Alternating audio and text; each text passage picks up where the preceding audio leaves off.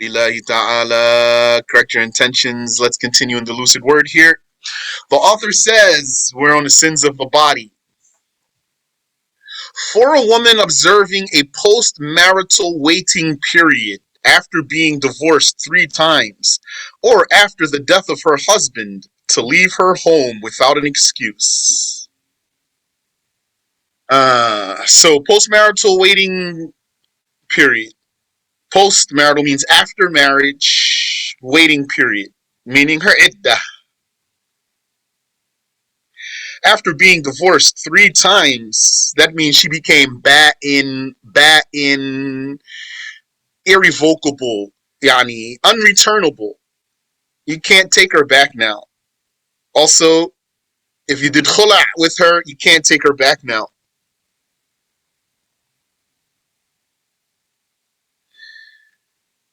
Or after the death of her husband, so she's a widow. So a woman who cannot be returned to her husband, or she's a widow. Yani, her husband meaning the man who divorced her, did khula' with her, or she's a widow, for her to leave her home without an excuse. Yani, she has to stay in the house. Which is the house he provided for her, is the meaning there. Hence, if she leaves the house, which is his house, in the daytime to buy food or the like, or to sell fabric that she wove, or to sell fabric that she wove, or to, yani, because she needs to, or to gather firewood and the like, then it would be permissible because she needs to do that. We say his house because when the man divorces the woman, then where is she supposed to spend her iddah? In the place that he provided for her. As for the widow, I don't know if being his house is a condition here. But for the divorced woman, being his house is a condition here. For her to have to stay in the house. Hence, if she leaves his house in the daytime, yani, talk about the one for myself, for my own knowledge, the one who is not returnable. That's what I know for sure. When his house matters as opposed to her house. I'm repeating myself here. As for she's widow, I don't know if it matters if it's his house or not. For a need like to buy food or to sell fabric that she wove or to gather firewood and the like, then it would be permissible. So for the woven material, is that considered work? Well, I haven't heard, but the meaning here is that she needs to make money. So she wove something and then she sells it. She weaves something and then she sells it. But I haven't heard that that's considered work. Yani, nobody hired her here to do this. Also, it is permissible with certain conditions for her to visit her female neighbor at night and to return to her house to sleep therein. Yes, because some people get lonely. And that's hard for them. She is excused to leave the house if she fears that the house will collapse on her. If the woman is divorced less than 3 times, then she has the same judgment as being his wife in regards to requiring the husband's permission to leave the house. Yani, if she was divorced only once or twice, that means he can still return her. Then it's not obligatory on her just to stay in the house. Rather, whatever was her procedure before she got divorced, she retains that procedure if she's still returnable. Returnable means he divorced her once or twice, and her iddah has not passed yet. And it is also sinful for the widow to fail to observe ihdad for her dead husband. Ihdad, so that's usually been translated as mourning period. Her mourning period. Mourning usually means being sad and grieving. The feeling of being sad and grieving is not the condition. And maybe that's why they didn't translate it here. And they just transliterated it here as ihdad. That doesn't mean being sad or anything. They said ihdad is refraining from adornment and using perfume until her waiting period expires. So the widow has two cases. One is her iddah and one is her mourning period. So they overlap, but each one has its own judgments.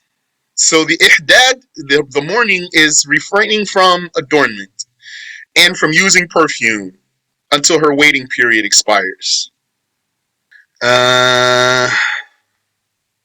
Yes, refraining from adornment. So, like wearing fancy clothing. The fancy clothing is not based on a color, but it's based on the quality of the clothing and the style of the clothing, not the color. She doesn't have to wear black, and she doesn't have to refrain from some other color.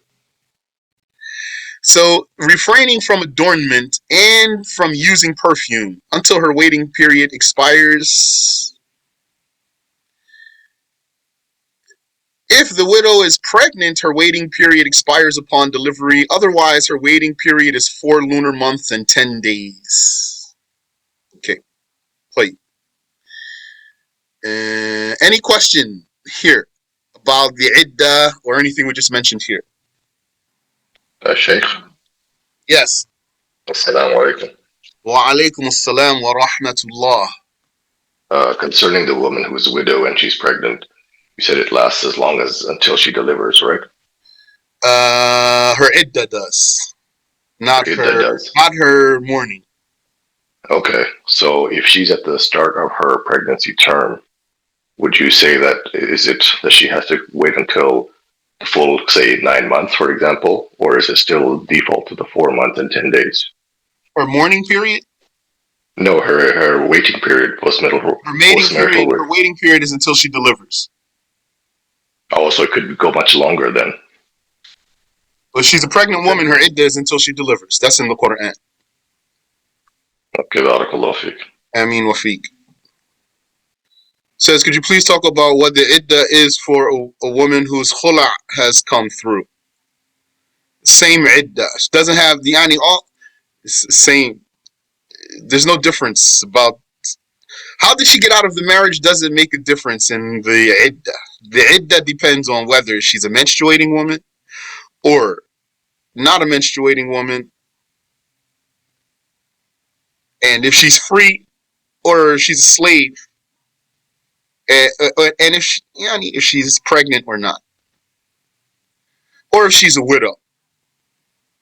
So, for a free woman who menstruates, her iddah is 3, according to the Shafi'i school, 3 non-bleeding intervals.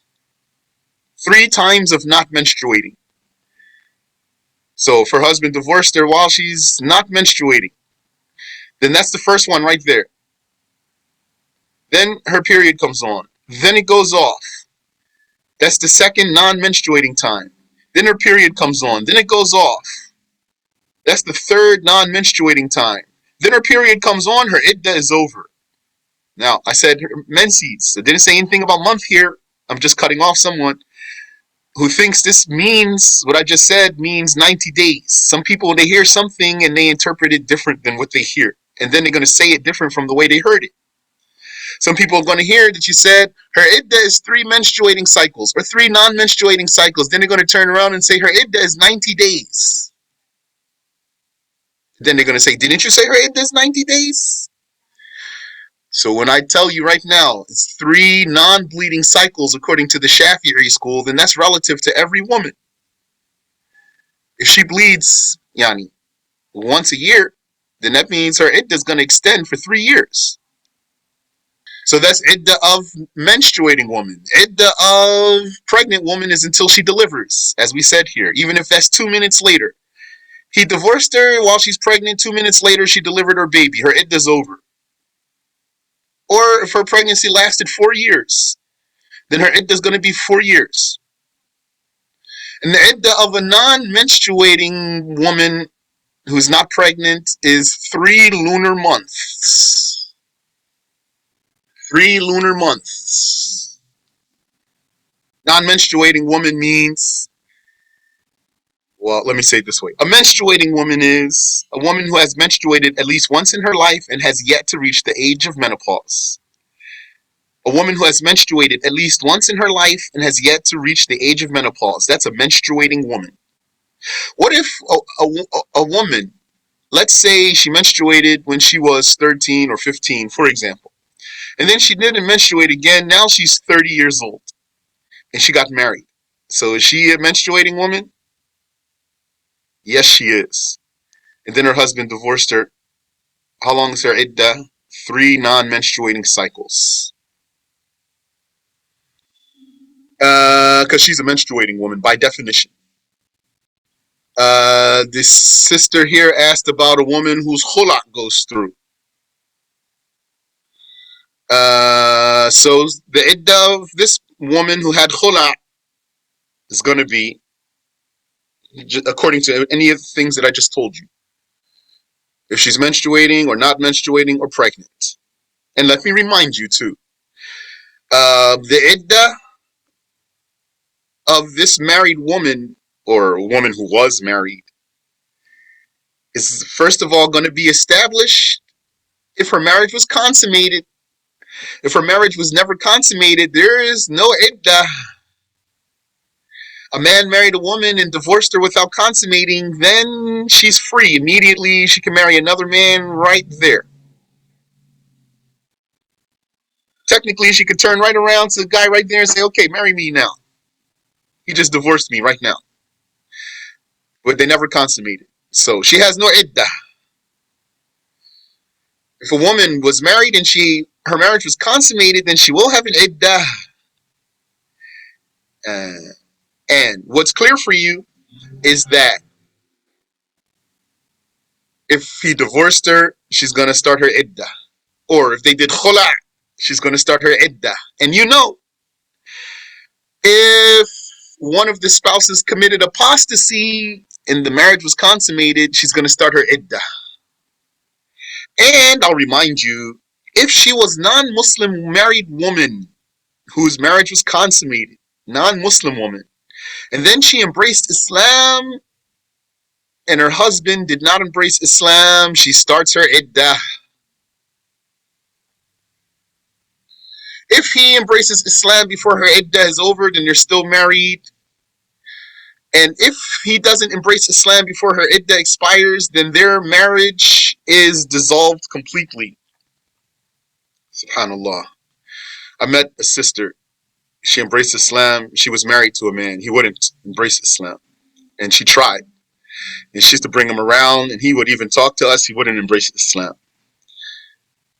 And she stayed Muslimah, and then they went their separate ways. Subhanallah. Wait. Here's a question. Is it permissible for a divorce to divorce a woman while she is pregnant? Yes, it is. Not haram. Not haram. It's only haram to divorce a menstruating woman while she's menstruating. Or while she's not menstruating, but they had sexual intercourse during that non-menstruating time. Nice. I just realized something. SubhanAllah. Alhamdulillah is good. The blessing of teaching the knowledge make you understand things. Wait. Let's continue here. He said, can you explain the difference between the mourning period and the postmarital waiting period? Yes.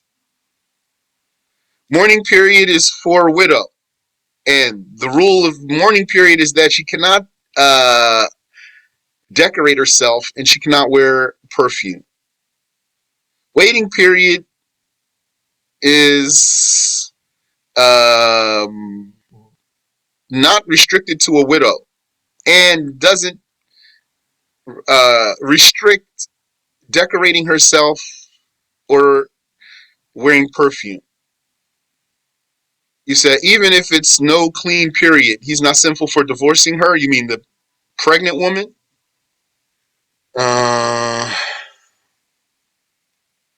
Yeah, because she doesn't. Yeah, he can divorce her. You said there's no clean period? Yeah, she is actually in clean period, usually. If she's pregnant, she's not menstruating. That means she's in clean period. So please repeat about the iddah of a woman who had her period once in her life at age 13. Okay, so she was like 13 or 15, for example, and she had her period. That means she's what now? A menstruating woman. And she has not reached the age of menopause yet. That's about 60 years old. So now, what if she's like 30 years old? She menstruated when she was young. Now she's like 30 years old. And she didn't menstruate since then. Is she a menstruating woman? Tell me the answer, please, if you know the answer. Yes. Hold on. Yes, she's a menstruating woman. Wa alaikum assalam. Yes, she is a menstruating woman. So what's the rule? It's not permissible to divorce a menstruating woman while she's menstruating, or while she's not menstruating, but he had sexual intercourse with her during that non-menstruating time. So that's the rule. So you can follow up if you want. You said, but they had intercourse. You mean him and his pregnant wife? Yeah, but she's pregnant, so she has her own case. So divorced women are different categories. You have menstruating woman, non-menstruating woman, and pregnant woman. Those are the divorced women. 3 categories. Each one has its own rules. Alhamdulillah. Okay. The author said to stain the mosque with a najis filth, such as urine or blood, or other types of najis filth. So that's why if you have a severe gash and you're leaking, as they say, blood, cannot go in the masjid like that. That's haram. Because you can't stain the masjid with najasa, or to make it dirty even with a pure material, such as spit or mucus. So that's haram. Like a person, as they say, he hog spit onto the wall, spit the phlegm out, and it went right onto the wall of the masjid or into the mihrab where he was standing. So that's haram. To be negligent in performing pilgrimage after being able to do so until death befalls one before performing it. Yes. In the Shafi'i school, once you become able to perform the Hajj, it's not obligatory to perform it immediately, but it is obligatory to perform it before death. If you become able and then you die without performing it, then upon death, a major sin will be written against you. Likewise, if you missed a prayer with an excuse, even the issue of the fast, let's not say the fast, because you need to make up your fast before the next Ramadan. If you left out a prayer with an excuse, if you missed a prayer with an excuse, then the Shafi'i school is that it's not obligatory to make it up immediately, but you have to make it up before you die. If you die without performing it, then upon death, a major sin will be written on you.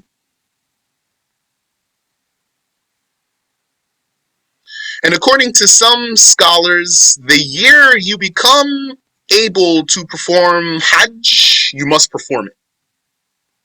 But that's not the Shafi'i school. You said, I learned if you are praying and you have a piece of food in your mouth and you want to spit it out, to not swallow it, you should turn your head to the left and spit it out. Should you not do this in a mosque? No, not in a mosque. You do it in your clothing. That's in the hadith. The Prophet sallallahu alaihi wasallam, he said in a hadith that if a person cannot spit on the ground, then he spits into his clothing. That hadith is in Al-Bukhari. To take a loan while knowing one's inability to repay it from an obvious source, meaning one takes a loan knowing that he can't pay it, or in other words, not knowing how he would be able to pay it. He has no apparent means to pay this loan. Then, such as having no possessions or craft that enable one to pay the debt, and without the lender being informed. Then, if he has no apparent means how he can take the loan, he can't take the loan unless he informs the lender about his inability. That means he asks him, can I borrow some money? And the person says yes. He says to him, I need to inform you that I don't know when I can pay it back, or I don't know how I can pay it back. That's obligatory. However, if the debtor knows that the lender is aware of his situation and still granted him the loan, then taking the loan is not sinful. Question: when taking a loan, money for example, is it a condition to have a witness? No, it's not a condition. To refuse to grant the insolvent debtor, yani the one who's in debt, he's indebted, and poor, to refuse to grant him more time, to refuse to grant him what? A grace period. It's obligatory to give the one who's unable to pay his debt back, it's obligatory to give him a grace period. And thus harassing and following him or requesting his imprisonment, for example, or fining him, while knowing that he is unable to pay back the debt. Okay, yeah. So that's haram. Subhanallah wa bihamdi. What do the kuffar do? They would tell you, okay, you were paying in installments, but now you're late, so now you got to pay all of it right now. La hawla wa la quwwata illa billah. How does that make sense? To spend money in sin, such as spending money to listen to forbidden musical instruments. Spending money in sin, that's a major sin as a rule. Badlul mali fil haram. Spending money in the forbidden.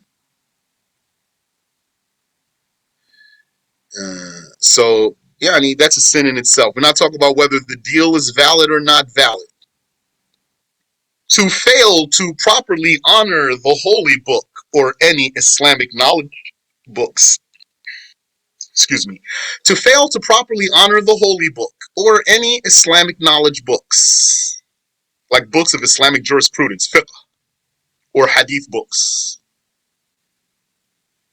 Actions denoting lack of proper glorification of the book of God or other religious books are sinful. Yes. So here, there's an important lesson in this particular point, which is that not every disrespect in the religion is blasphemy. Not every lack of respect, let's say, instead of the word disrespect, let me say lack of respect.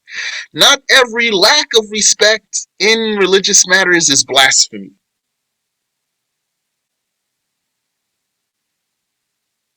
The lack of glorification reaches the level of belittling and degrading. If the lack of glorification reaches the level of belittling and degrading, then it is kufr. So that's what they're saying there, what I just said. A lack of honor, a lack of respect is not necessarily kufr. And the way it's worded here is, if it reaches the level of belittling and degrading, then it is kufr. Among what constitutes as failure to properly honor the Quran is to enable a mumayyiz child whose ablution is nullified to touch or carry it for other than studying purposes, or any person, yani, like you yourself. According to the saying that you cannot touch the Quran without purification, which that's the consensus of the four schools. Not consensus. It's not consensus. It's consensus of the four schools. Outside of the four schools, there's another saying. But in all four schools, you cannot touch the Quran without wudu. So if you touch it without wudu, it's not kufr, but that's a lack of respect or a lack of honor. So use that as a bar for yourself there. And may Allah enable you to understand. Because someone's going to say, is touching the Quran without wudu disrespect? Now, if someone says yes, then the person might say, so is it kufr to disrespect the Quran? So now he's going to be confused, and he's going to confuse someone else, and he's going to go asking every person. So there's a range there. To change property markers, i.e. to unjustly change the boundary between one's own property and that of others, such as unjustly annexing part of their neighbor's property, which would be how? By pushing the marker closer to the neighbor's side. That would then expand your side. So that's haram. To use the street, i.e. a non-dead-end road, in a way that is not allowed because of, I think of should be here, because of the harm it causes the passers-by, yani the pedestrians. Yani to use the street for what is forbidden. This harms those who pass by.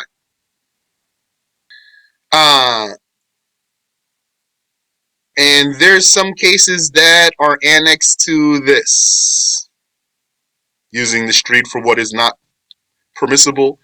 There's cases annexed to this, like sometimes you need to use the sidewalk for something because you're working on your house, for example, or you're working on your yard. You must use some of the sidewalk, although that's not your property. So be mindful here about harming the pedestrians in whatever you're doing. Like you might be causing excessive mud on the sidewalk or something else. So be mindful. And in the text of Abu Shuja', there's the section on the one who wants to put an awning over his door. There's rules here because that affects the neighborhood if you want. I'm saying neighborhood here, like your block. Or a person who wants to open a new door in his house. There's rules there because this affects the block where you live. To use a borrowed item in a way that is not permitted by the owner. Yeah. Such as borrowing an animal to ride, but instead transporting one's furniture on it. Yeah, that's not, yani, he didn't permit you to use it in this way. Or to keep it longer than permitted. Such as borrowing an outfit to wear for a week, but instead wearing it for 2 weeks without the consent of the owner. Yani. Yeah, keeping it longer than permitted. What if he didn't tell you when you need to give it back? Then you just use it once normally and then you give it back. You don't say like the people say, well, he never told me when I have to give it back. Or to lend it to a third party without permission from the owner. Yeah, I need to let someone else use it without permission. Then that's haram. Then if that third person damages it or destroys it, who's going to have to pay? You're going to have to pay. Don't go to him and say, get your money from him. He broke it. You have to pay. But you could go to that other person and say, you got to pay me because I had to pay him. To ban others from something that is public domain. Nice. That's nice. Public domain. Like beaches and riverbanks. So that's what kuffar do. And maybe some Muslims do it. And grazing land for livestock. We're talking here, this is unowned land. Public domain, not private property. Public areas for collecting firewood. Or preventing others from extracting salt from its source. E.g., for example, the seas. Or from some salt mine that might be in the ground or in the mountain. But it's not private property. Or from extracting gold, silver, or other resources from their sources, their mines, in public area. Yani, public means not private property. I.e., if all of that takes place in an unowned land, or if any of that takes place in, you don't need the word "and," In unowned land, or to ban others from the consumption of drinking water from a well that he dug in unowned land, even though this well is a self-replenishing source that is refilled by more as it is consumed. A well that he dug in unowned land. There's some details there. Digging a well. Not just because you dug a well means you own it and you can stop others from using it. No. If you were in some unowned land and you dug a well and you tapped into the water down into the ground, it's not your well. Yani, you didn't dig it to keep it. You just dug it because you're there and you needed the water. That's why you did it. And you don't, for example, plan to stay there. So it's not your well, even though you dug it. And you don't stop others from getting water from it. But you do have priority as long as you're camping there. That's true. Even though this well is a self-replenishing source, it's a natural well, not a man-made well, that is refilled by more as it is consumed. So that's a little bit repetitive there. Self-replenishing means it's refilled by more. However, if someone takes water in his own container from the sea or a river, this water becomes his own property. Yes. Thus, he is not obligated to give it to others. And likewise, any of these things we mentioned here. If someone takes something from its mine, from its source, he collects firewood, he collects soil from the ground. There is a mine and he found a diamond in there. Or he fished a fish. Or anything like that, it belongs to him. That's how you're going to own something.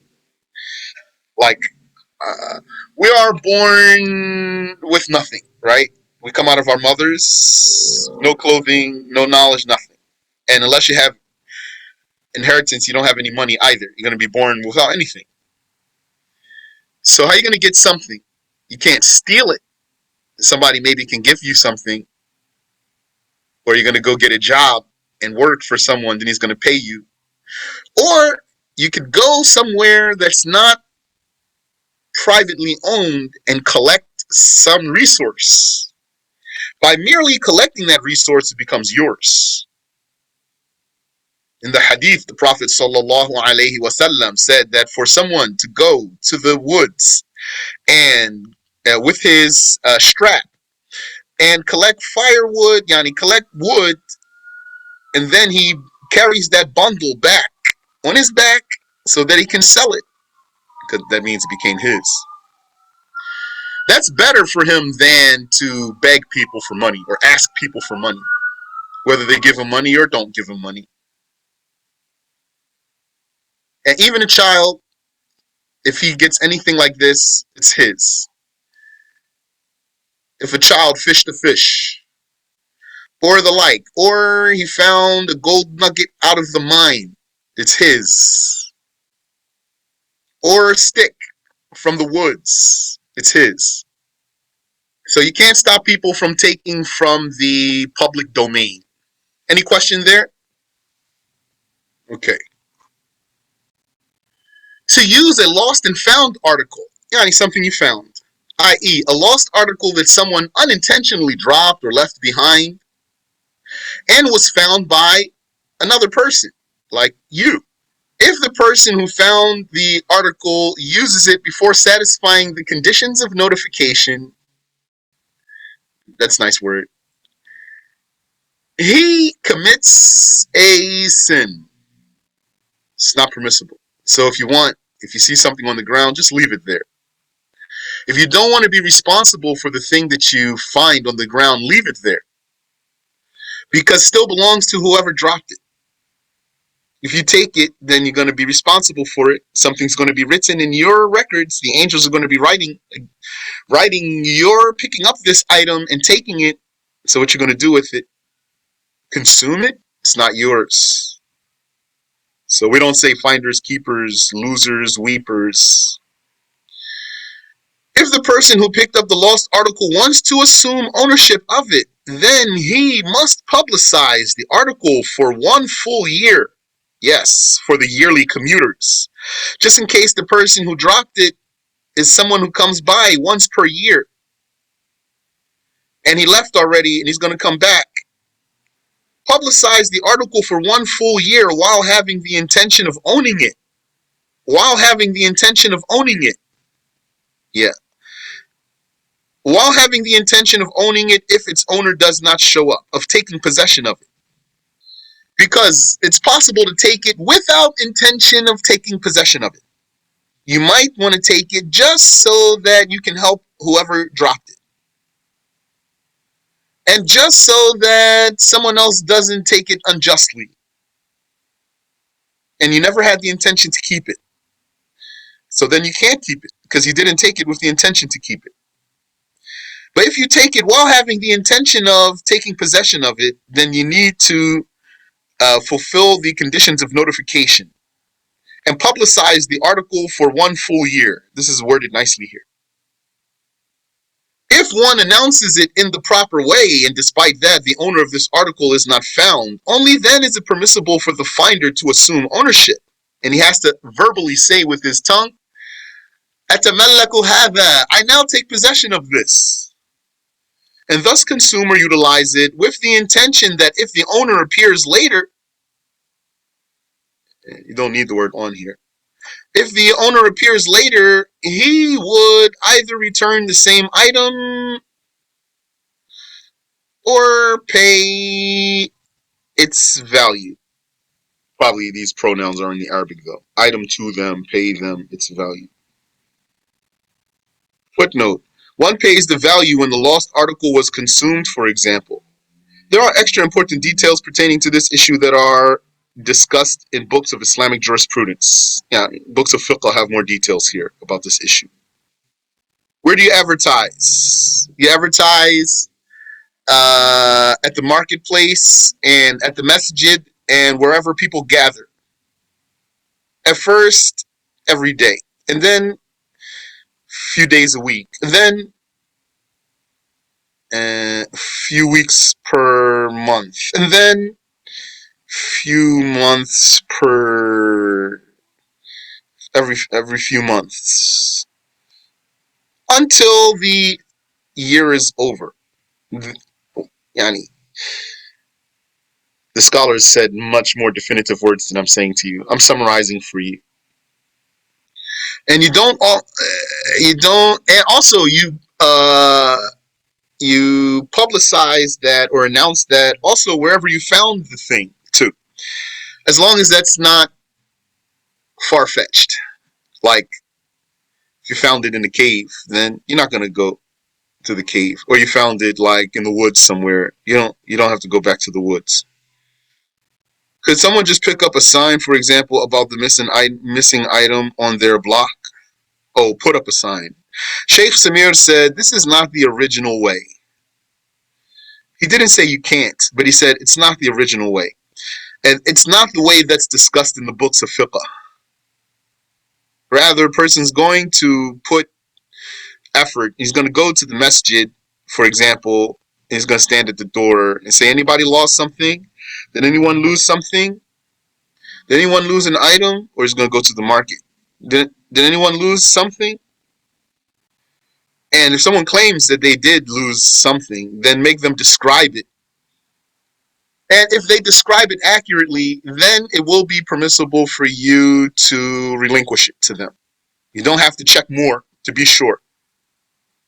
Once I found $100, so I went close to where I was, where some people were. I asked them, anyone lost some money? So one lady said, yeah, I lost some money, baby. I said, how much you lost? She said, $100. I said, how much? Like, how was it? She said, oh, I'm just playing with you. So she didn't lose the money. SubhanAllah. To sit and continue sitting in a session while witnessing unlawful matters committed therein, not for the purpose of censoring the unlawful matters. This is prohibited if done without an excuse. Yani, to sit, to be in the audience, that is, to be in the audience of some haram thing, and not censoring the unlawful thing. That means not speaking up against it. So it means you're just a participant in the audience. This is prohibited if done without an excuse. Otherwise, if one has a valid excuse to stay, then it is not sinful. And valid excuse is not something difficult. It means for something, for some reason, you need to stay there or go there even. That's not haram. Can a person say, I stayed and just hated it in my heart? No. But why he stayed? If he didn't have a reason, then he can't stay there. They were attending a wedding of the kuffar. He can still step up. Unless he has a reason. If he doesn't have a reason, if he has a reason, then he has the reason. If he doesn't have a reason, then he can't. Reason means excuse, I mean. If he has an excuse, then he has it. To gate crash banquets, yani to party crash, i.e. to attend uninvited without permission, or to embarrass people into admitting one, i.e. doing so while knowing of their apprehension to refuse him. Yani they don't want to actually let him in, but they let him in, and he knows they didn't want to. Then it's haram to go. Subhanallah, in the Ibn al-Jawzi has a book, Akhbar al-Adhkiya, Stories of the Smart People. He has a section in there about party crashers. The one person was teaching his son about the techniques of the party crashers. He was a party crasher. He told him, son, if you go to a party, and he's saying, like, if you crash the party, then and then someone is crowding you while you're trying to eat, just say to him, I'm sorry, am I crowding you? And then he will move over.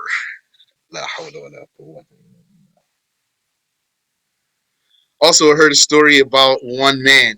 He used to always say, Ya Sattar, Ya Sattar. It means, oh, you who covers the slave. Oh, you who covers the slave. So someone asked him, why you always say that? He said, I was a party crasher. Anytime I heard of a party, I could not resist going. And once I heard of a party for the women, and I wanted to go. He said, so I dressed up like a woman. I covered my face and everything, and I just went in there so I can eat. He said, while I was there, someone's jewelry was stolen. So they made everyone line up, and they checked every person one by one. And they were coming closer and closer to me, and I was begging Allah, asking him to cover me. If he covers me, I'll never do it again. He said, then they found the jewelry and the woman right next to me, right before they got to me.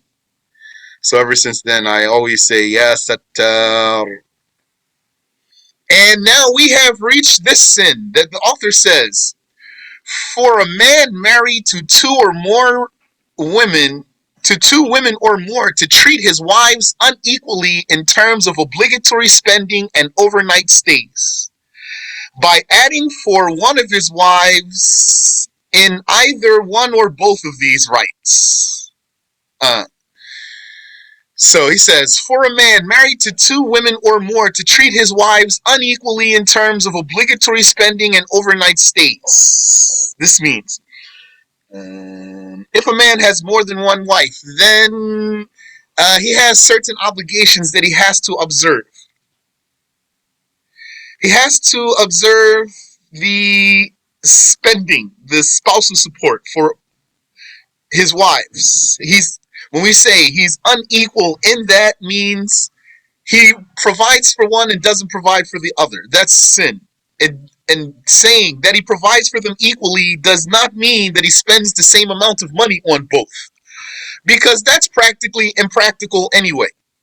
They're not going to necessarily cost the same amount of money, but he has to support them all. And in overnight stays, which is what? If he spends one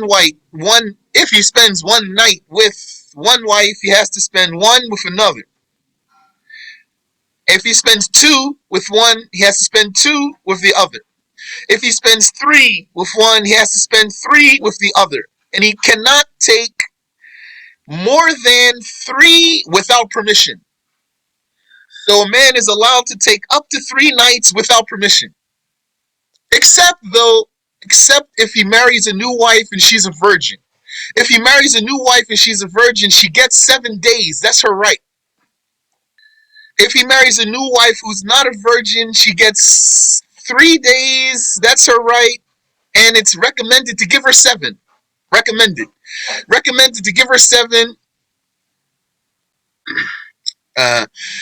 So if he married a new wife who's a virgin, then it's her right to get 7 days consecutively.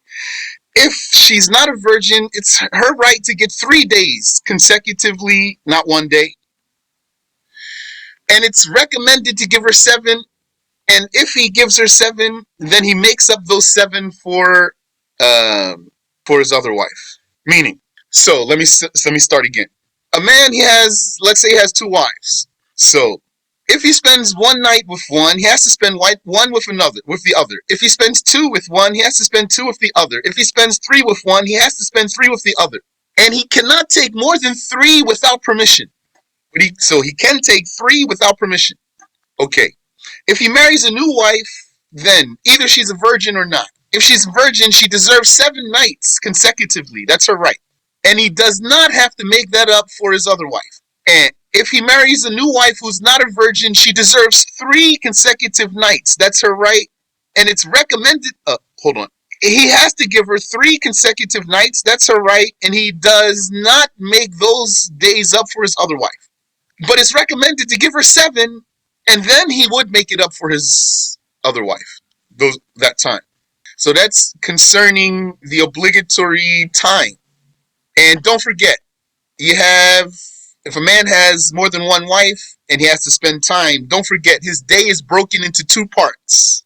The prime time and the secondary time.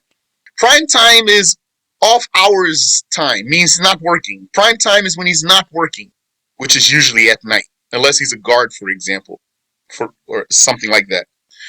Prime time is usually at night, because usually you have your job during the day.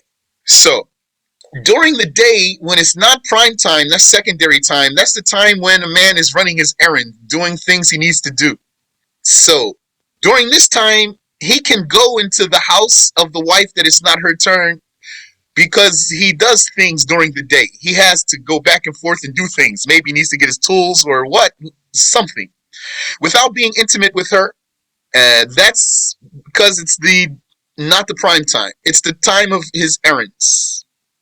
But if it's prime time, which is usually nighttime, then he cannot go in the house of the one that is not her turn, unless it's urgent.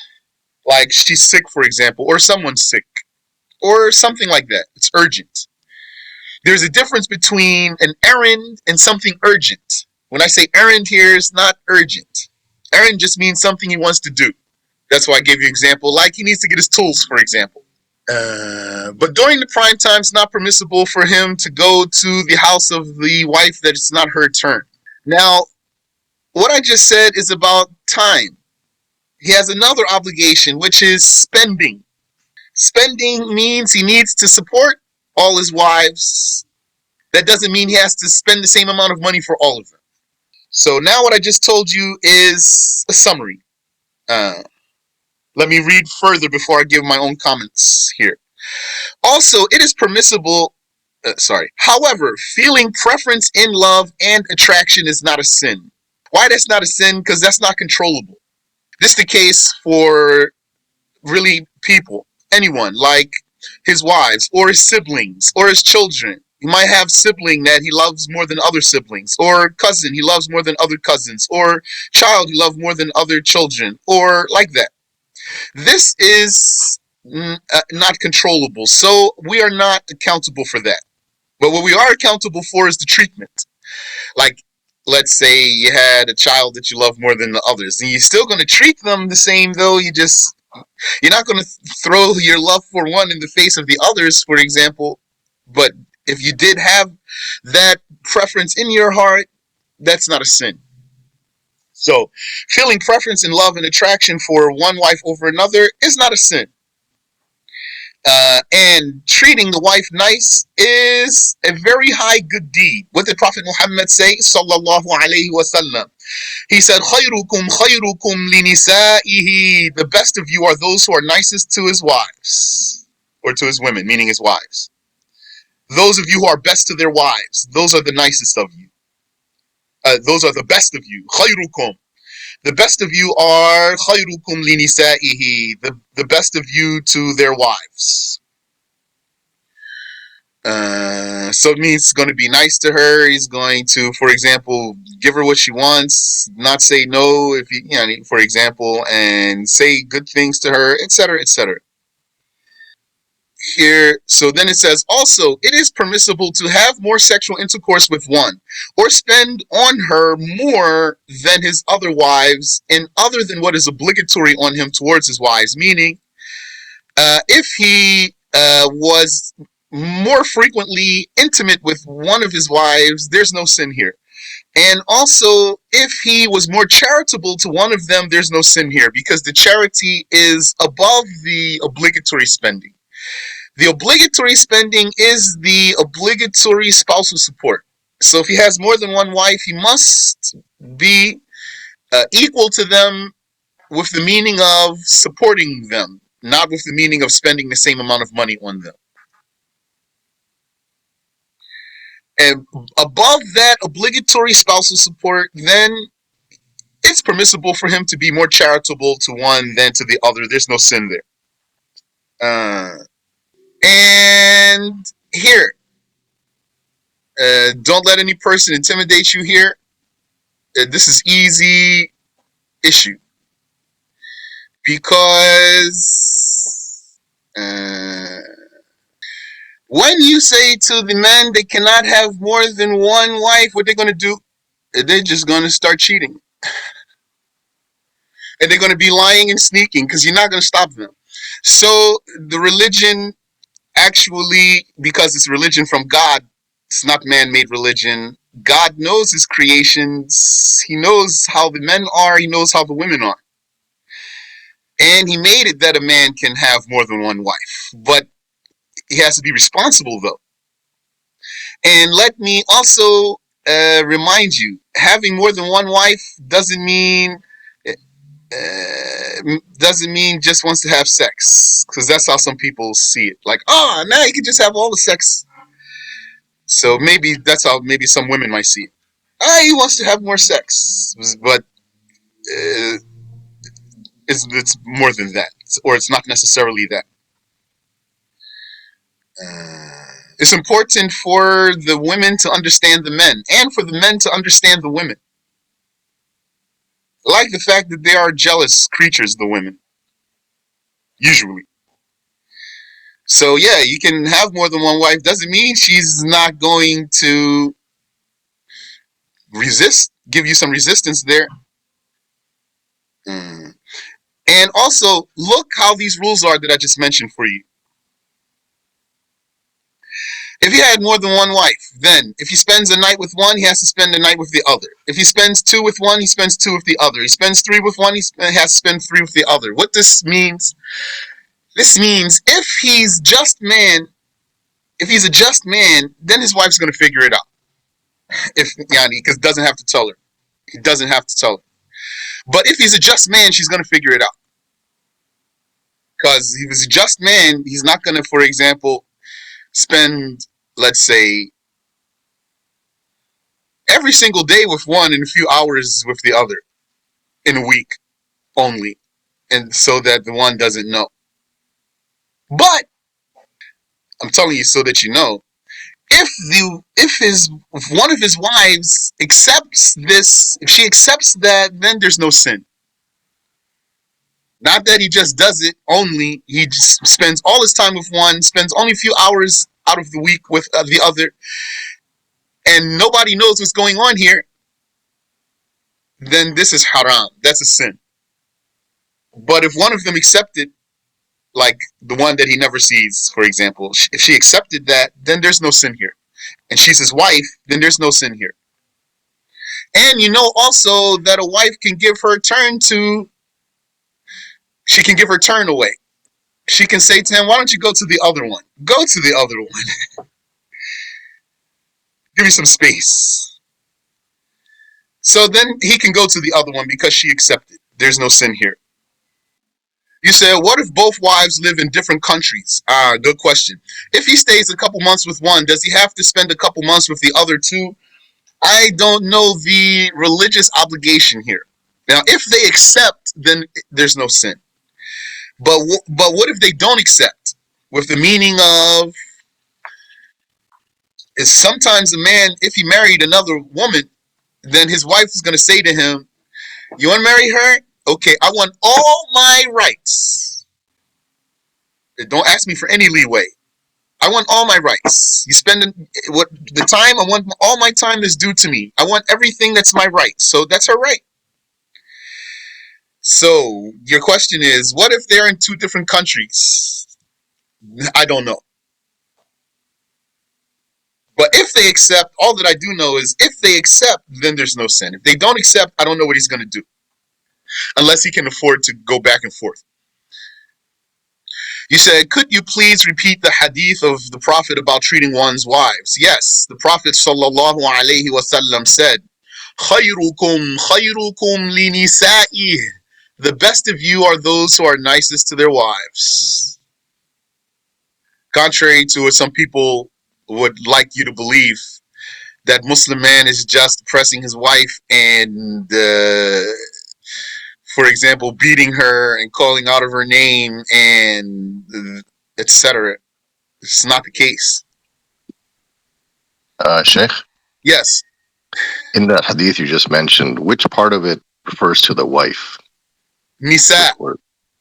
Nisa. Yes. Oh, okay. Barakallahu feek. Amin wa fikum. Nisa means women or it means wives. Here it means wives. So can I write that saying down phonetically? You mean the whole hadith or just the word nisa? Nisa. You said, what does it mean to be nice here? It means to treat her well. It means to speak to her nicely, to give her gifts, for example, to spend time with her, and like that. خيركم خيركم خيركم لنسائه. خيركم خيركم. The first one, the second one spelled wrong. Should be spelled the same way twice. خيركم خيركم لنسائه. لنسائه. لنسائه. The best of you are those who are nicest to their wives. So what's a Muslim man going to do if he wants to get another wife? And yani, and he's not too scared of his wife, Al-Qawl. Then he's just going to stand on business and he's going to do what he needs to do without lying, without cheating. Doesn't have to lie, doesn't have to cheat. It's not cheating. Have another wife is not cheating. When I say yani, he doesn't have to lie, he doesn't have to sneak. Well, I'm going to lie and sneak. I don't have to lie or sneak. There. خيركم خيركم لنسائه. لنسائه. And it's something that human beings have done for a long time. Long time. You don't have to be a Muslim. Probably all the cultures in the world have had more than one wife. Until like recent history. Who doesn't do that? The Americans don't do it, the Europeans don't do it, and whoever follows them. Those, yeah, I don't know if the Chinese do it. But they used to. If they don't now, if they don't anymore, they used to. I don't know what's going on with South America also. But anyone who follows like Western values, they don't do it. But other than that, for all over the world and most of human history, the men have had more than one wife. And then even in the Western culture that looks down on somebody having more than one wife, the men still having more than one woman. You're not going to stop them. You said polygamy isn't allowed in certain states. I don't know if it's allowed in any state. If, let's say, recognized. If it's recognized. I don't think it is. Any question here? I don't want to stick here too long. I know it's an interesting topic, though. Subhanallah. Not just, I said, the men, they're going to have more than one wife. And if you made it illegal for them to have more than one wife, you're not going to stop them. Not just that. And the women, too, they're going to be with a man who has another woman. They're not going to stop that either. So what's the solution? Solution is that a man can have more than one wife. He said having one wife is full-time job. Don't know how one would manage multiple. That's very true. Subhanallah. Subhanallah wa bihamdi. And yeah, that's really not an easy feat for a responsible person. For a responsible person. For a person who's trying to be fair to everyone involved. That's, for the man, no easy feat. Wait. The author says, for a woman to go out of her house with the intention to pass by marriageable men to seduce them, to entice them, and lure them into sinning, like lusting over her, into sinning, such as lusting over her, even if she were covering her awrah, she's completely covered. And take note of the intention here, with the intention. Because possible that a woman would go out with clothing that reveals her shape. And she does not have the intention to seduce men or lure them or make them lust over her. And just because she's wearing something like that does not mean that she wants you, for example, or she wants a man, or she's looking for something. Subhanallah. But someone told a witty joke once. When some women who don't cover their awrah, when some women who don't cover their awrah and they expose a lot of themselves are offended by some people, what they consider disrespect from people, someone said, well, if I saw someone dressed as a police officer, I'm going to think he's a police officer. If I saw someone dressed as a fireman, I'm going to think he was a fireman. So you can get the point there. And I'm mentioning that to you for a benefit. So that benefits you too. And that includes perfuming herself for that purpose. To wear the perfume and then to go out so that the men would find her smell and then be enticed. Even if she's covered, then this is a sin. But not just perfuming herself. Just perfuming herself is not a sin. And wearing clothing that shows her shape by itself is not a sin. In Sarih al-Bayan, Shaykh has the documents from the Shafi'i school, or has documents from the Shafi'i school and the Maliki school and the Hanbali school, all of them saying very clearly and explicitly and blatantly that for a man or a woman to wear what shows the contours of the body is not a sin, not by itself. And in that chapter, he doesn't have anything from the Hanafi school. And he doesn't have any clear comment about the Hanafi school in there also. So I don't know what's going on there with the Hanafis. Looks like there's something in the Hanafi school there. But I haven't heard, I don't know. I'm just deducing. Supposing, that is. Even if there is something in the Hanafi school there, you can't bind someone to the Hanafi school. You cannot impose the Hanafi school on someone. And last thing, what shows the shape? What makes the shape appear? Either because the clothing is tight or because very soft, very light, without being tight. But when it's very soft, very light, then it will fall upon the body and capture the contours. Wait. The author says to engage in sorcery, which is of two types. Sorcery, magic, witchcraft, which is of two types. One type is only carried out by doing or saying blasphemy. Yani, one type requires blasphemy for the spell or the incantation. Therefore, this type of sorcery is blasphemy. I'm not sure why I don't translate blasphemy here. We talked about that earlier. The other type is carried out by doing what is less than blasphemy. So another type of magic does not require blasphemy for the spell. Engaging in this type of sorcery is a major sin, but it's still going to require some wicked things like spilling the blood of a cat or a chicken, or saying very ugly words and doing some other things, and summoning devils. Do both these types require the use of devils? I don't know.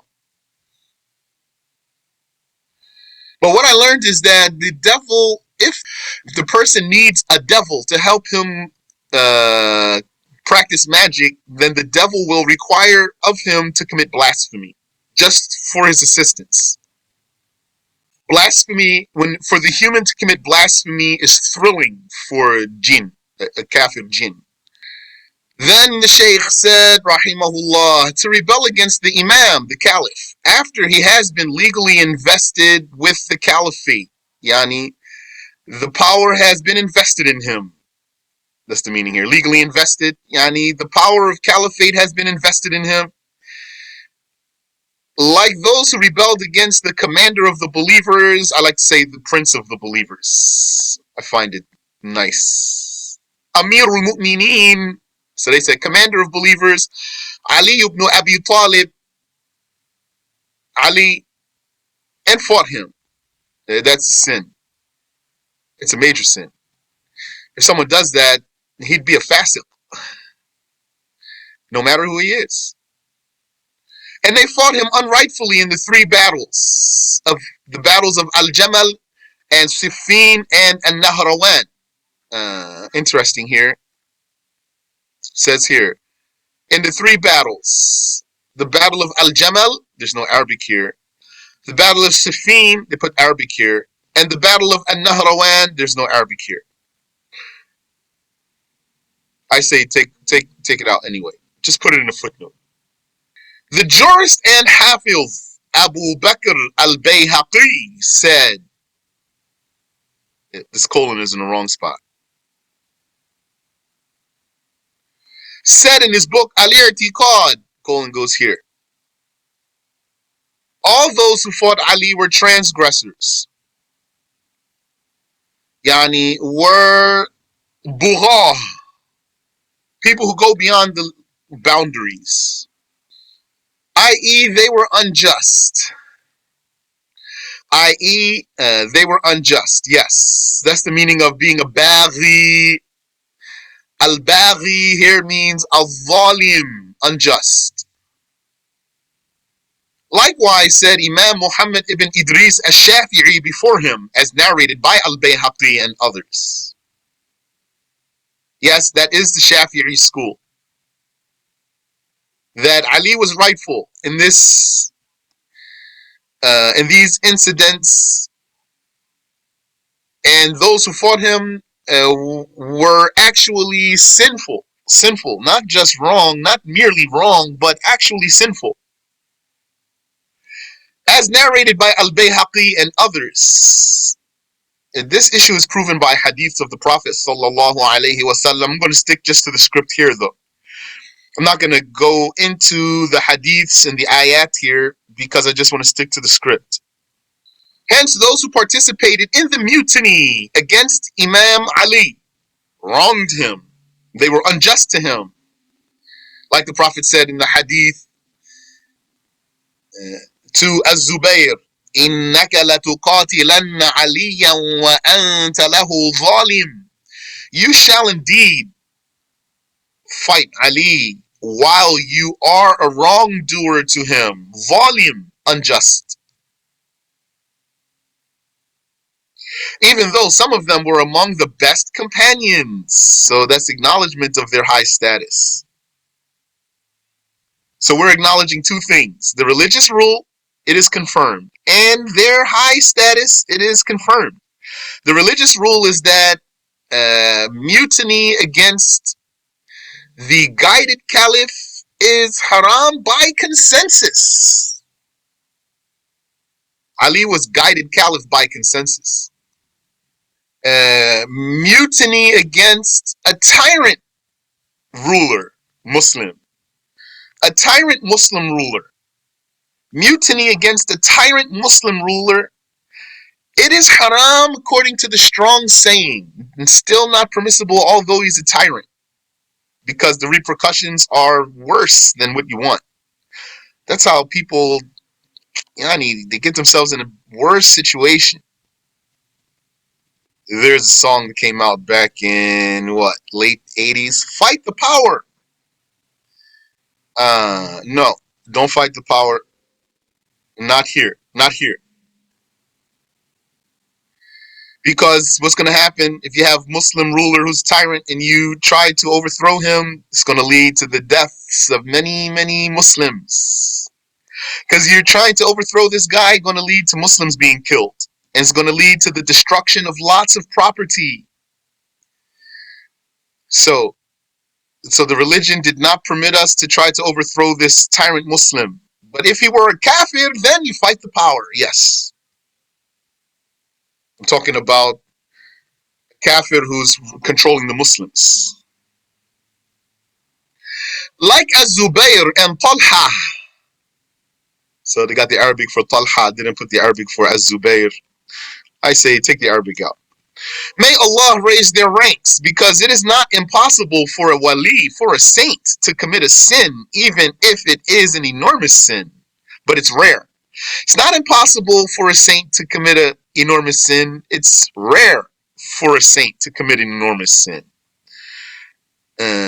However, he repents of it before death. He will repent from that enormous sin before death.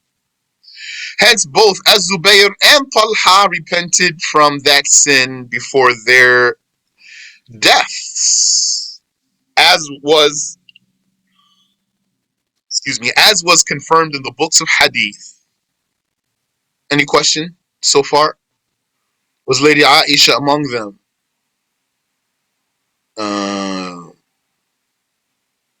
Among those who stood against Ali, those who opposed? Well, the sin of Aisha is her presence. Was her presence in the army against Ali. Wasn't that she wanted to fight Ali? She didn't want to fight Ali. But she stood in the army that was a sinful army that should not have been mobilized, and they had no right to take the stance that they had. And they were encouraged by her presence. That's why, like we said in the previous lesson, you have to be mindful before you encourage someone with your mere presence. And also vice versa. Sometimes you should encourage someone just by your mere presence. Your attendance would be support. Put that in the right place and avoid it in the right place. Question: how long can a caliph be the leader for the Muslims, or is it until he dies? He can be until he dies, or he might retire, but he doesn't have a term. Like, he doesn't have a set term that he has to stop at the end of this term. He said, in many Muslim countries, people rebelled against their presidents and took him out of the power. Did they fall into the same sin, or this rule applies when we have a caliph? What I do know is, when there's a caliph, you don't rebel against him or anyone under him. Not against him, nor against the governor, nor against the mayor. But if there's no caliph at all, then I don't know. But, there's still this issue here. So people are fighting to take someone out of power. What's going to happen? A lot of Muslims are going to die. And a lot of property is going to be destroyed. And then what happens if you don't succeed? La hawla wa la quwwata illa billah. Is it possible to have a caliph today? It is possible. If the Muslim countries would follow the rules of the religion, then they're going to put a caliph. So this question is as if the question is it possible for the Muslim countries to follow the rules of the religion? So, yeah. When I say countries here, I'm talking about the people in power, not the commoners, not the populace. So do we need one country for that? That's question's not clear for me. I don't know what you mean. If you want to clarify your question, feel free. He said, can we have a caliph while still have different Muslim countries, or would be under one country? You could still have different countries. They're going to all be under one empire. Going to be part of one conglomerate, an empire. You're welcome. And don't you know, when there was caliphate, this was one of the reasons to facilitate the spread of knowledge. Because when they were all under one empire, it was easier to move between countries. So that the traveling scholar can go from country to country with more ease. And then acquire knowledge. But like this, when they break it all apart and say you can't get into our country without passport and without visa and all this other stuff, can't go to Hajj without a visa and things like that, then it hinders the Muslims. A visa is not a condition for Hajj according to the rules of the religion. Any madhab you learn, when you learn the chapter of Hajj, none of them say, and amongst the conditions of Hajj is to get your visa approved. So, these Muslim countries are, all of them today are to one degree or another not following the rules of the religion. Now, I'm not saying though, just to be clear, that it's easy matter, that's not something they can finish.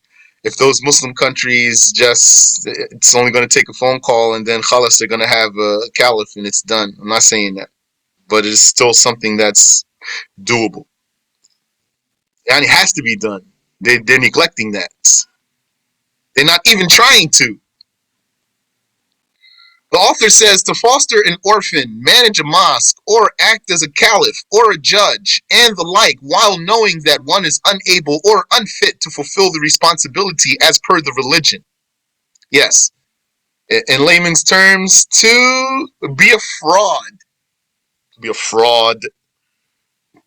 You know you're not qualified and you're not competent, and yet you take on this task of being a foster parent or managing a mosque or being a judge or the like.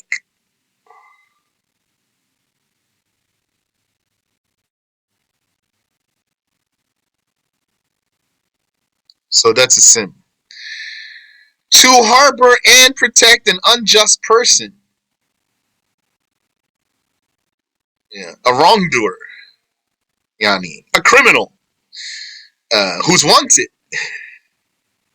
A wanted criminal is what's meant here. Helping them escape from those who seek them to obtain their rights. Such as if one killed a Muslim unjustly and another harbored the killer to prevent the rightful claimants from obtaining their rights. So he tells them, go get in the basement.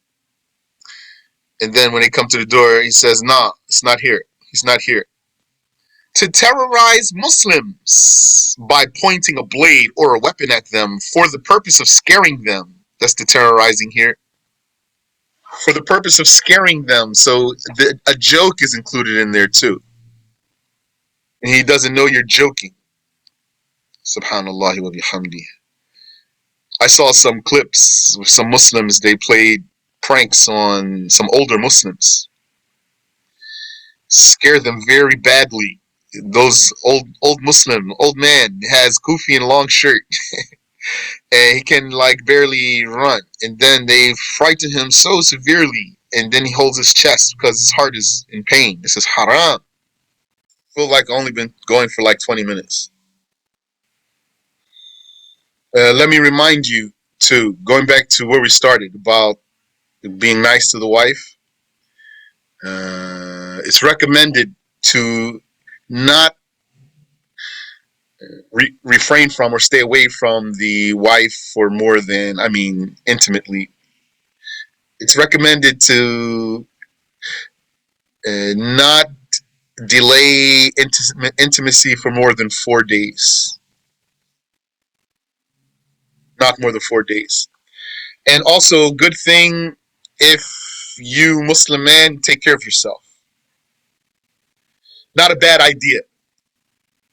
Take care of your appearance and everything. Take care of yourself. The Prophet ﷺ said the women like about the men what the men like about the women. He said people just don't learn the rules of the religion or seek the knowledge. Yes. Subhanallah. Yeah. Going to be so ignorant. Imagine a person, he doesn't learn religion. He doesn't go to school either. What's he going to learn? He's going to be stuck. He's going to wind up being an old person if he makes it to old age. So ignorant, empty, very empty vessel. He said, if the daytime is short in a country, is the norm of the people taken into account in terms of the length of the prime time? I haven't heard about this detail. I just know that it goes by, basically it means his work schedule. If he works in the day, the nighttime is his prime time. If he works in the night, then the daytime is his prime time. A husband, for example, doesn't beat his wife, but he messes with her mind, such as using manipulative behavior or the like. Is this religiously not good behavior? This question is cryptic for me. I can't answer it. Because this is susceptible to interpretation. But, saying hurtful words to a Muslim is haram.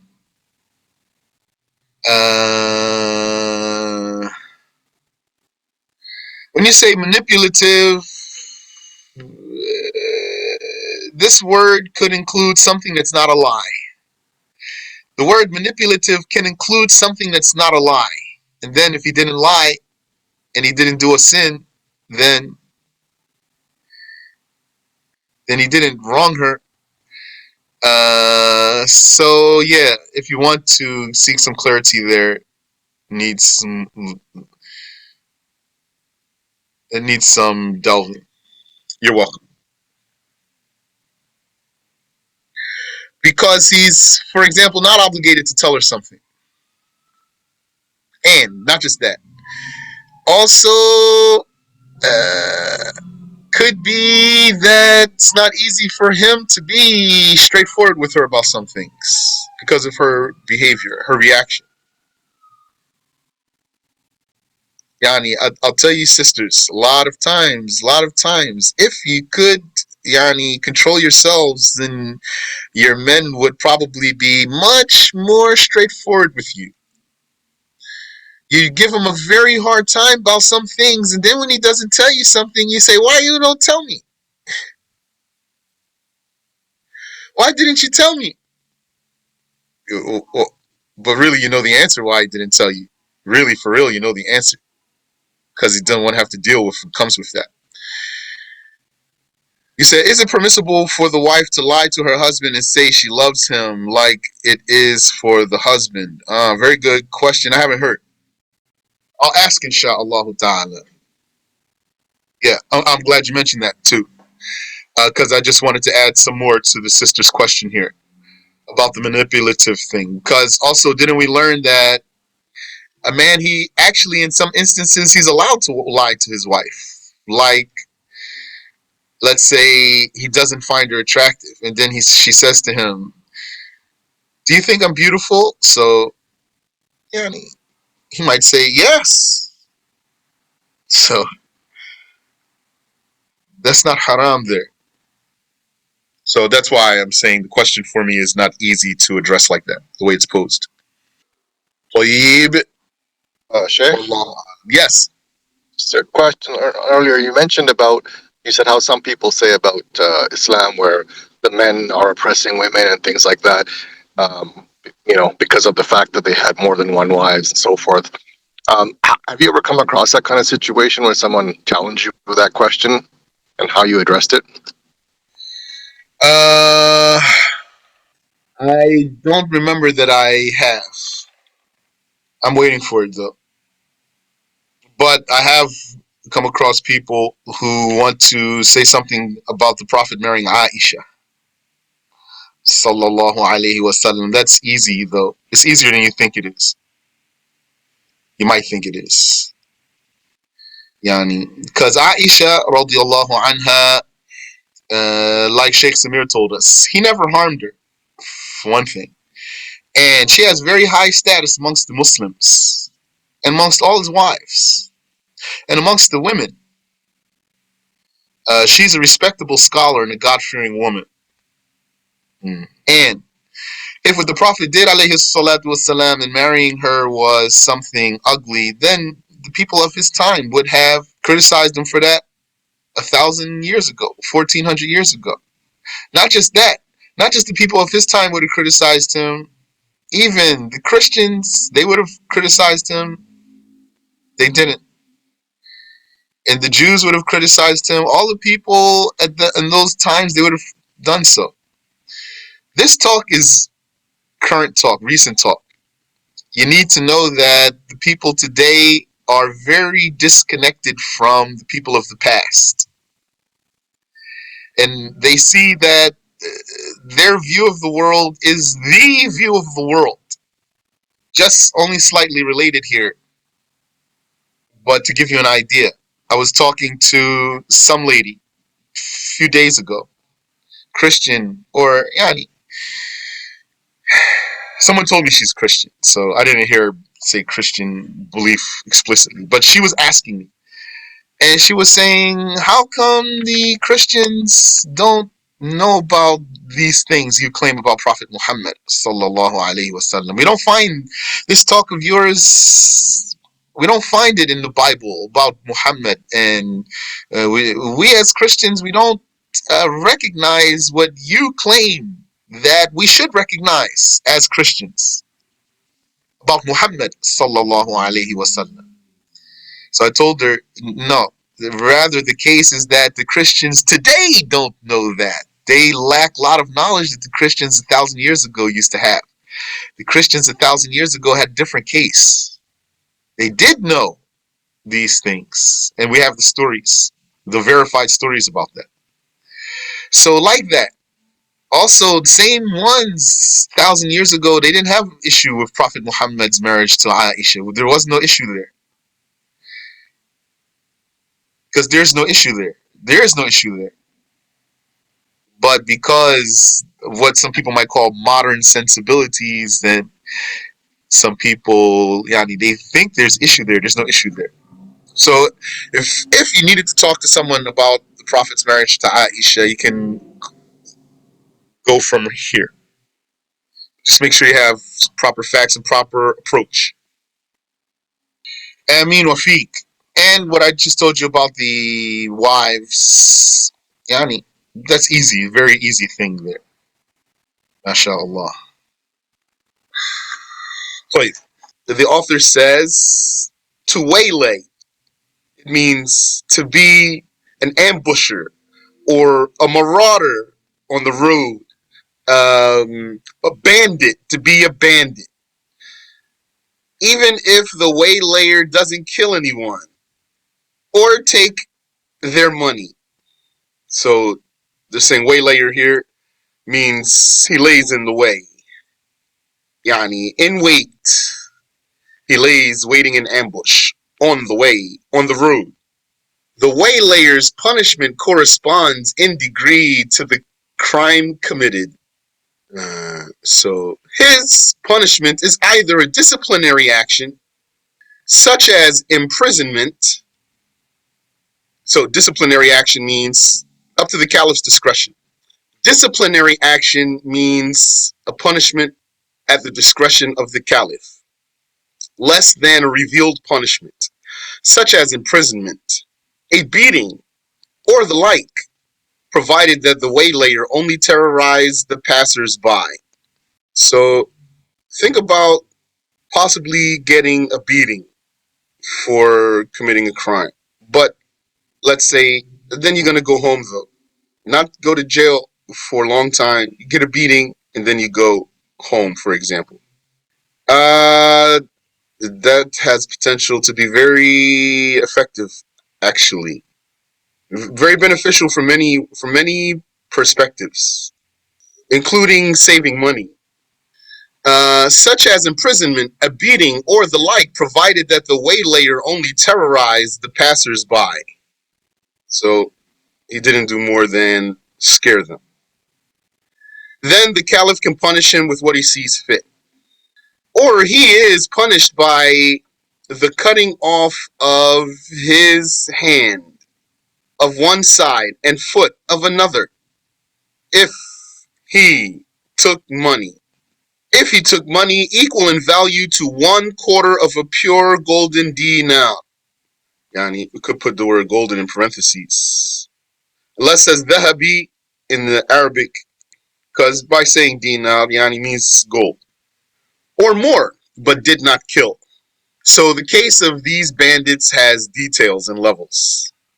We see the first level is the one who only terrorized. So then he will be punished with what the caliph sees fit. Then it says, if he did more than just, if it wasn't only that he terrorized, but actually he took money equal in value to 1/4 of a golden dinar. That's the same amount that if you stole it, you can get your hand cut off, if you don't remember. 1/4 of a dinar is the amount that if you stole it, you can get your hand cut off. If you stole it from its secured place. If you stealthily took it from its secured place, then warrants amputation. This is the case, though, of some bandits, or a bandit, according to the way we defined it. This one who stays on the road and ambushes the people, ambushes the caravans. Then if he took that much that could get someone's hand amputated, then he's punished by the cutting off of his hand from one side and his foot from another side, right hand and left foot, for the activity that he's engaged in. So I think that's clear.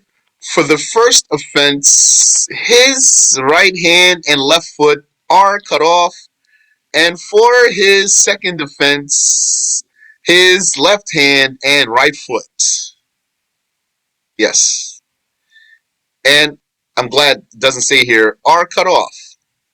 Or the waylayer is punished by executing them without affixing their dead bodies to a crux. If they kill but do not take any money. If they kill but do not take any money. Or by both executing and affixing them to a crux if they have killed and misappropriated money. So first level was he didn't do more than scare the people. Second level was he actually took money. Third level here is that he has committed homicide. So if he has committed homicide in the process of this stick up, he is punished by execution. But what if he didn't get any money? he is executed without affixing his dead body to a crux, yani, without hanging him on a pole. If he killed but did not take any money, or by both. Execution if he killed, and fixing him to a crux if he took money. I like the way this is worded here. Says here, crux in the above text is a generic Latin word referring to anything a criminal is bound to, like a wooden frame. Yeah. So I found the word I've been looking for. Any question? Shaykh? Yes. Assalamu alaikum. Wa alaikum assalam wa rahmatullah. Just off the side question, is there a significance or wisdom behind why they are affixed to a crux? Like, is there a significance to doing that after they're executed, or to put them onto a crux? I don't remember if that's to make an example out of them. Let's review. Okay. Inshallah. Barakallahu feek. Amin wa feek. So then the author says, to neglect fulfilling a vow, or I started using the word pledge, which meets all the conditions of a valid vow, but vow's fine word, which is the nadhr, Nadhr, if you want to use DH, nadhr. This is for you to bind yourself to something rewardable in such a way that it becomes obligatory on you. So you would say a statement like, Lillahi alayya katha. It means, I make a vow for the sake of Allah to do such and such, which would be a good deed fundamentally, which itself, for this to be valid, would be itself a valid, a good deed. So, for example, drinking a cup of tea, that's by itself not a good deed. Or not eating some meat, that's by itself is not a good deed. So something that is a good deed, like a prayer, or fast, or charity, or doing some sunnah, like wearing a turban, or wearing a niqab for a woman, and gloves too, that's sunnah for her, or other good deeds. So when you do this, and you say that with your tongue, then this, whatever you have vowed to do or pledged to do, becomes obligatory on you. You can't get out of it. You cannot get out of it. All you can do is do it. So that's why you can't use that recklessly, or in your being overzealous, you're going to bind yourself to something that you can't handle, like fasting every day for the rest of your life. Yani, if one were to say that in a valid way. So to neglect filling a vow is haram. You have to do it. There's no way out for you, if it meets all the conditions of a valid vow.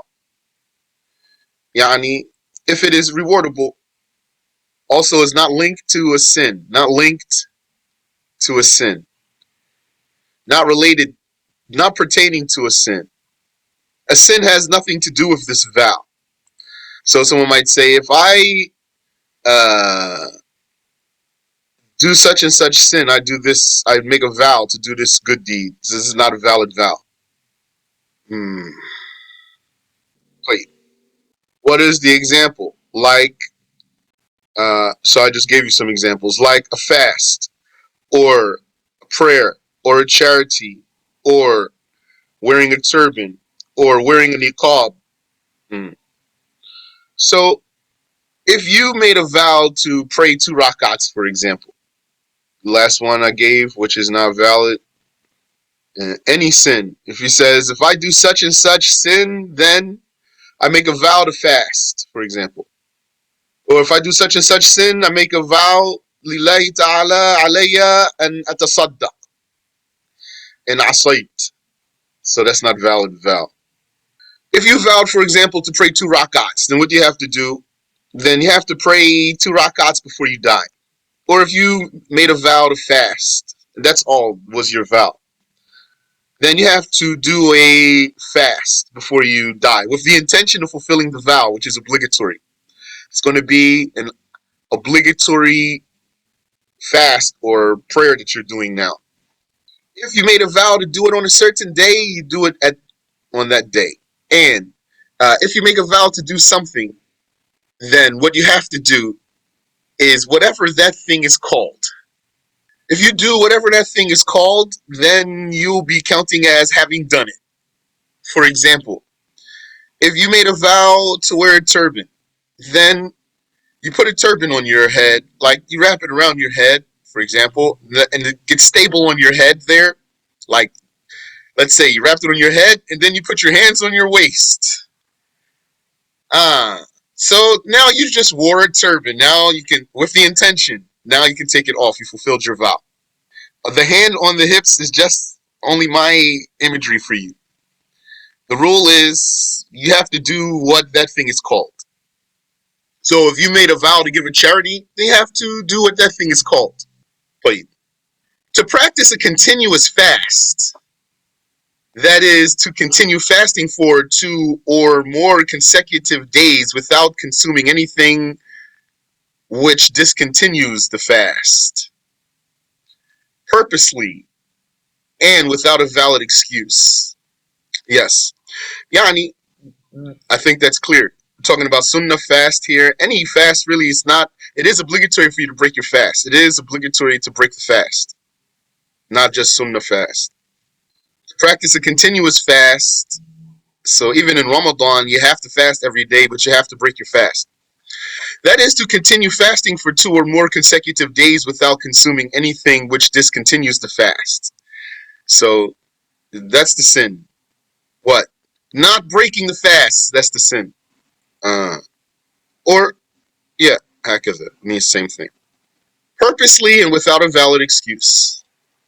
To occupy someone else's sitting place in a mosque, street, or the like.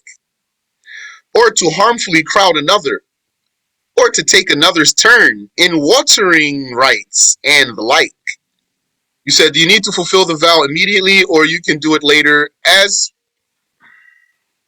per the vow. So I mentioned for you, if you vow to do it at a particular time, like on a particular day, you have to do it on that day. If you didn't, like you left it open, then you have to do it before you die. He says, so what if a person says, I'm not going to smoke cigarettes for the sake of Allah, seeking reward, and it becomes an obligation on him not to smoke cigarettes anymore? That's makruh. That's not a valid vow. Why it's not a valid vow? Because it's not linked to doing good deed. The vow is like you say, I make a vow to fast, or I make a vow to pray, or I make a vow to give a charity. Yeah, so that's not what is how the vow goes. The vow is not linked to something makruh also. It's not linked to something haram, it's not linked to something makruh. It's only linked to something rewardable. It's linked to doing something rewardable. Amin wa fiq. To occupy someone else's sitting place in a mosque, or a street, or the like. So this is public space here. Taking someone else's seat. Meaning, he got up and then he came back. So when he comes back, he can get his spot back. Or to harmfully crowd another, or to take another's turn in watering rites and the like. To harmfully crowd another, yani, or to take another's turn.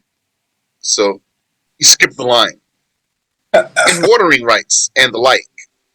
Assalamu alaikum, Shaykh. Wa alaikum assalam wa rahmatullah. Someone, and you said a person can get a seat back. Left out, come right back. Now, how long that person has to be away in order for that person to get their seat back? Is it a limit? I don't know. MashaAllah. Also, his place in line. His seat or his place in line, he can get it back. That's in public space. They're not in some place that's under another's discretion. Like in your house, then someone's going to sit where you tell them to sit, for example, or permit for them to sit. And someone's turn is going to be the turn that you accept for them. You said, what about charity, but you didn't realize it would become obligation when you made the vow? Later on, you learned this becomes obligation. So it means he didn't know what the word means. So he was doing something else. He was using the word without knowing what the word means. So it means he's not making a vow. If he knows what the words means, then it's going to be on him. Shaykh, Yes, in the previous example about taking someone's seat, you said that this is only for public spaces, yes, and you said something about the house. Like if you were at someone's house, yes. does that, in that case, does that, the rule doesn't apply, right? You sit wherever. Right, And, does not apply. In someone's house, like at your house, then somebody's going to sit where you tell them to sit or where you accept for them to sit. okay, and if they were, say, for example, get up and someone else came and sat there, is that the same situation? It doesn't have the same rule here. Okay. That it's his right now to take that spot back. It's not his right. What I learned is not his right to take that spot back in someone's house. Now, he might ask, and then he can get his spot back, but it's not his right. We're talking about a person's right here. Okay. Got it. Barakallahu feek. Amin wa feek. And Allah knows best.